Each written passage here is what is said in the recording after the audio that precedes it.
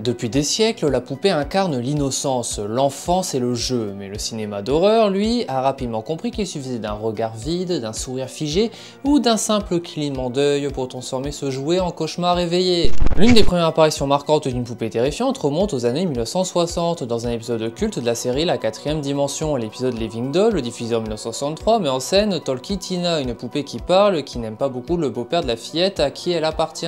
Une simple réplique a suffi à traumatiser une génération entière. My name is Talkie Tina, and you'd better be nice to me. Les années 80 verront naître l'emblématique Chucky, en passant par les marionnettes macabres de Puppet Master, et bien plus tard, la terrifiante Annabelle. La poupée n'a jamais cessé d'hanter nos écrans. Jusqu'à encore récemment, à la fin 2022, nous verrons apparaître sur nos écrans Megan, une poupée cyborg aux actions aux tendances radicales. Sauf que ce film a eu un retour critique en majorité mitigé. Tantôt apprécié, tantôt décrié, Megan, réalisé par Gerard Johnston, écrit par Akela Cooper, mais aussi et surtout James Wan, grand nom du cinéma d'horreur actuel, ne fait pas l'unanimité. C'est donc un film parfait pour Shit Movie. Salut tout le monde, nous allons voir aujourd'hui si Megan est un ratage complet ou si c'est un banger sous-estimé. C'est parti, générique.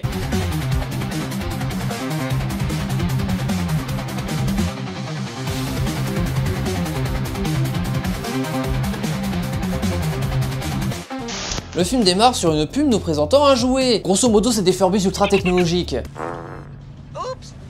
Des Furbies ultra technologiques qui pètent. J'achète. Et vous savez ce que j'achète aussi? Les posters style années 80 de StudioNBK.fr. Ces posters qualité musée finition mat sont fabriqués en France. Tu as le choix entre les films français, cultes ou séries. Tu peux sélectionner la version originale ou française et tu peux même personnaliser ton affiche. Livraison gratuite partout en France. Bénéficie de 10% de réduction grâce au code LUXE. Un grand merci à StudioNBK pour leur soutien. Lien en description. Retour à la vidéo les amis. On fait la connaissance de Katie et ses parents.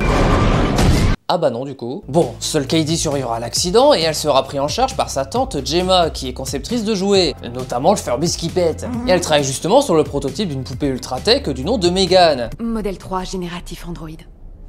Megan. C'est pas trop au point, Gemma rentre donc chez elle et essaie de se rapprocher de sa nièce qui découvre Bruce, un autre robot prototype qui pousse Gemma à poursuivre le développement de Megan qui finira par être fonctionnel et qui sera donné à Katie. Tu veux être mon ami? Ce genre de phrase venant d'une poupée dans un film d'horreur me dit vaguement quelque chose.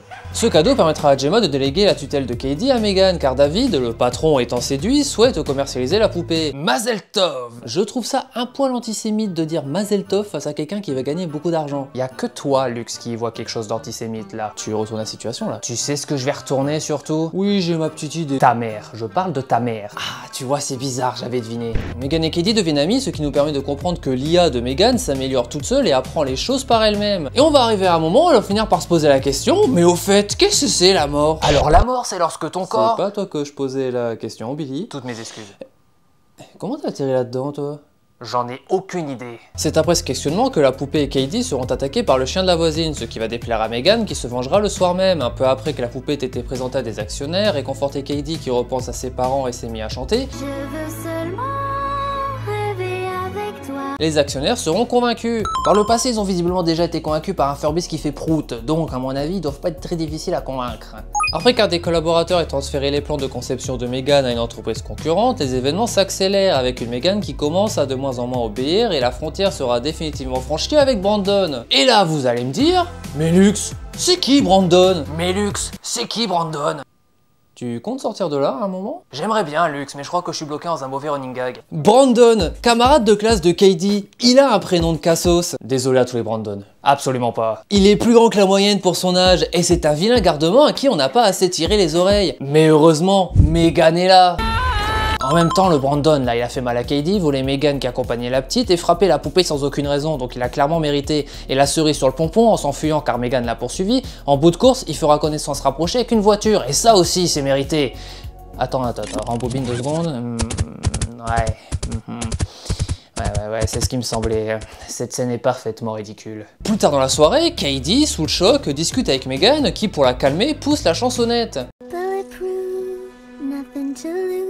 Fly away, fly away. Mais qu'est-ce qui nous prend là? Bah je sais pas. Et You shoot me down. Megan finit par attirer la voisine qui cherche toujours son chien et lui carchérise le visage. Bémol, Gemma se retrouve suspecte. Et oui, Brandon, maintenant la voisine, ça commence à faire beaucoup de personnes qui disparaissent autour d'elle. Gemma, pas dupe, commence à enquêter sur Megan et se rend très vite compte que les données de la poupée sont corrompues. Elle a donc compris que Megan devient autonome, cache ses actes et Gemma agit en utilisant l'arrêt d'urgence de la poupée. Ce stylet que j'ai dans la main, regarde-le bien. Billy, regarde ce stylo. Recommence plus jamais ça. Aïe. La poupée est emmenée d'urgence pour une vérification totale, Gemma laisse Megan à son équipe pendant qu'elle éloigne Cady de la poupée qui va finir par se réveiller et commencer à attaquer tout ce qui se trouve sur son chemin. Little bitch, she stole my moves. Fuck you, my 3-gun. Et cela va me permettre d'évoquer brièvement l'actrice qui joue Megan, Amy Donald, âgée de seulement 12 ans. C'est une jeune prodige de la danse et du mouvement, elle a adopté une gestuelle robotique pour coller au mieux au rôle, toutefois sa voix est doublée par Jenna Davis pour créer un contraste dérangeant. Les deux actrices, qui reviennent d'ailleurs pour la suite, nous offrent un contraste intéressant entre le physique d'une petite fille et une voix enfantine mais plus adulte et synthétique. Et justement en parlant de voix, Megan rentre chez Gemma où commence une confrontation tout d'abord verbale où la tension monte avant que cela ne dégénère et qu'on se retrouve face à une Megan où son aspect robot est utilisé à son plein potentiel. C'est de la mise en scène classique et c'est d'ailleurs un petit peu ce qui se généralise à travers le film, mais c'est de la mise en scène classique bien gérée. Et en fait, ce manque de prise de risque, ça pourrait être quelque chose qu'on pourrait reprocher à Megan. Après, vaut mieux ça qu'une prise de risque qui rend le film mauvais. Certes. Cady finit par intervenir dans ce combat final en prenant le contrôle de Bruce. Très bon fusil de Chekhov, soit dit en passant. Nous donnons une scène de fight de robot où Megan se défendra plutôt bien et donnera du fil à retordre puisque ce sera Cady qui devra finalement détruire son processeur mettant un terme aux actions de la poupée, à moins qu'elle ne soit transférée quelque part ailleurs. Bah j'aime bien ce film, et comme je l'avais dit dans Shit Movie sur Child's Play 2019, nous sommes face à la même idée avec deux exécutions similaires. Début du film sur une pub de jouets, l'attachement à l'enfant, ami pour la vie, le premier acte néfaste de la poupée est envers un animal qui avait attaqué l'enfant, l'utilisation de la vallée dérangeante, le contrôle d'autres appareils, une femme célibataire qui s'occupe de l'enfant, la fin où les antagonistes ont transféré leur IA dans d'autres objets pour préparer une suite. Les deux films se ressemblent beaucoup, et je trouve ça intéressant de les comparer, car bien que j'apprécie les deux longs métrages, et ben Megan fonctionne bien mieux que Child's Play. Megan a choisi de s'attarder sur l'entreprise qui fabrique le jouet et en faire un véritable enjeu dans le but de créer une fondation à cet univers. Et oui, le transfert des plans de Megan dans une autre entreprise, c'est clairement pour préparer une suite, et si je me fie à la bande-annonce de cette dernière, je dois pas trop me planter. Le film est plus proche de la comédie horrifique que du film d'horreur, ce qui est une bien meilleure approche. De nos jours, les poupées qui bougent et qui parlent, ça fait plus trop peur, c'est pour ça aussi, entre autres, que le Child's Play a bien moins fonctionné et fait pas vraiment peur. Megan a l'intelligence d'assumer qu'elle ne fait pas peur, ce qui rend le film un peu fun. Et oui, passer après la saga Chucky, mine de rien, c'est pas si évident que ça, et pourtant Megan arrive à nous proposer quelque chose de vraiment intéressant. L'erreur qu'a fait ce film, c'est d'être tout de même ambigu avec son style, il se veut horrifique, mais par moments trop sérieux, là où il aurait dû être plus fun, comme le sera visiblement sa suite.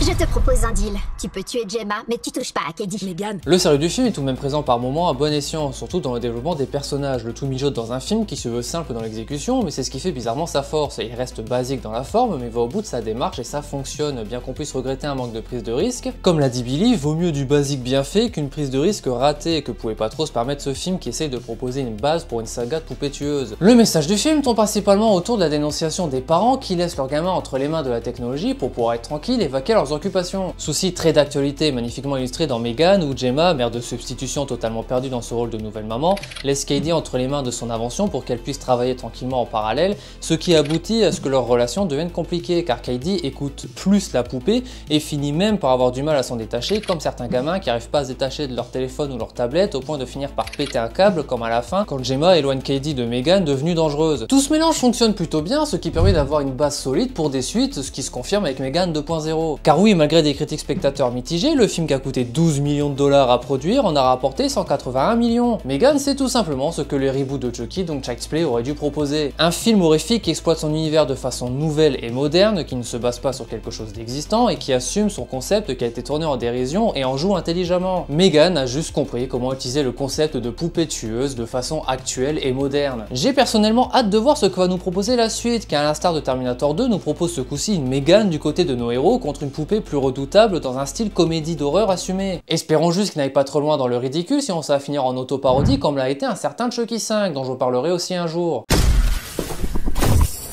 C'est quoi ce truc? On dirait une bombe mais... ouais, mais en carton. Pourquoi une bombe en carton est apparue dans le décor? Il y a une autre question à se poser, je crois, là. Laquelle? Pourquoi la bombe en carton fait tic-tac?